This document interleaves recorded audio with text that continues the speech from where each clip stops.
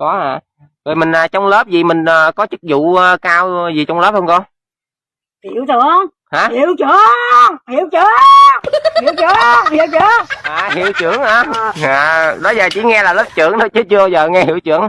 Rồi ví dụ như mình trả bài á, rồi mình trả bài với lại mình kiểm tra mình được bao nhiêu điểm? Hả? 10 điểm. 10 điểm. Mình được 10 điểm đó con. Bây giờ nè, bây giờ như thế này thì bây giờ cô biết bảng của chương không? Giờ con hỏi giờ là 1 cộng 1 bằng mấy? Bằng 3. 1 cộng 1 bằng 3 hả? Dạ, hay quá cô ơi. Rồi 2 cộng 2? 2 cộng 2 bằng 5. Bằng 5 hả? Vậy là chắc hồi lúc trước là học giỏi lắm ha cô ha. Hèn chi giờ lọc chạc. Phải thôi. Rồi 3 cộng 3 bằng mấy? 3 cộng 3 bằng 10. Hả? Bằng 10.